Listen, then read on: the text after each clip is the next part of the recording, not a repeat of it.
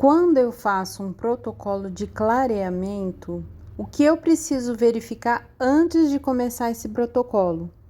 Para vocês entenderem melhor, vou dar um exemplo. Fiz a epilação na minha cliente e no outro dia ela me relatou vermelhidão e sensibilidade na pele. O que eu preciso fazer para evitar que essa pele possa manchar? Primeiro, eu preciso que ela venha até o meu espaço e eu preciso entrar com urgência com uma estratégia calmante. A cliente vem até o meu espaço e eu preciso entender o que aconteceu com essa pele para ter ficado desse jeito.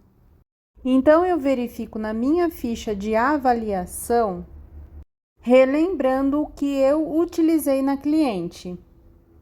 O exemplo: qual foi o higienizante que eu utilizei? Qual foi a cera epilatória que eu utilizei? O que eu usei no pós-epilatório? Verifico também qual foi as orientações que eu pedi para ela fazer em casa. Quantos dias após a epilação a cliente percebeu essa sensibilidade?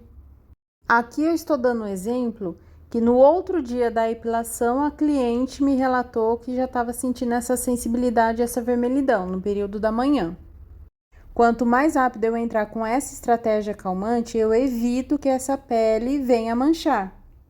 Então eu preciso que ela venha no mesmo dia que ela me relatou no meu espaço para mim entrar com essa estratégia.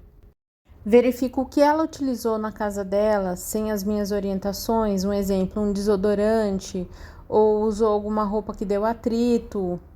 Faço essas anotações na ficha dela de avaliação, deixo tudo registrado. Para o procedimento para acalmar essa pele, o que podemos utilizar?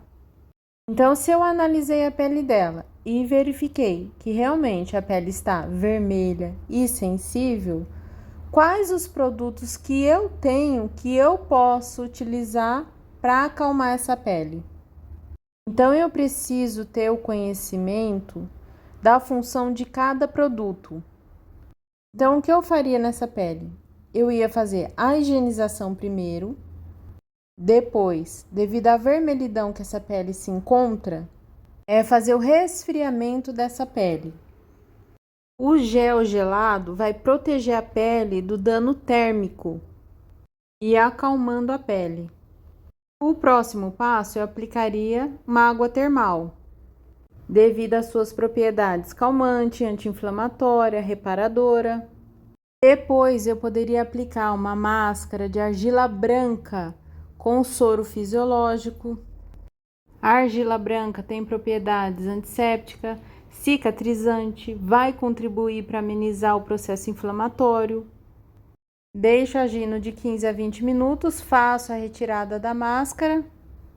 Posso finalizar com o Cicaplast. Ele tem a função de hidratar, acalmar e proteger a pele. Também é um reparador da função da barreira da pele. Então, esse procedimento que eu estou fazendo é um protocolo para acalmar a pele. E quantas vezes é necessário fazer? Esse protocolo vai ser feito até eu verificar que a pele da minha cliente melhorou. Eu posso fazer 3 dias seguidos, a cliente utilizando também em casa o Cicaplast, ou rosa mosqueta, ou outro hidratante que recupere a pele também.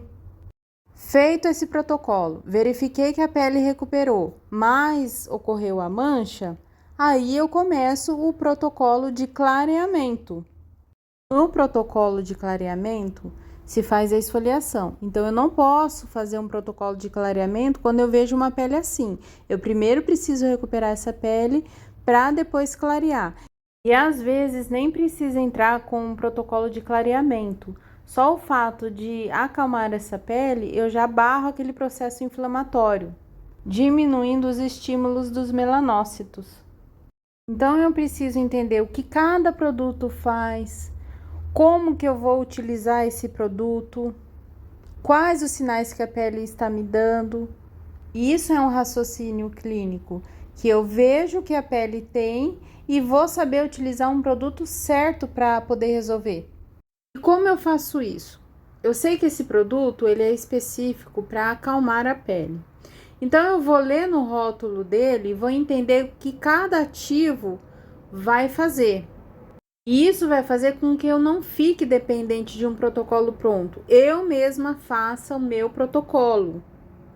Então eu preciso estudar e buscar o conhecimento, para quando eu precisar utilizar um produto, eu saber o que esse produto faz.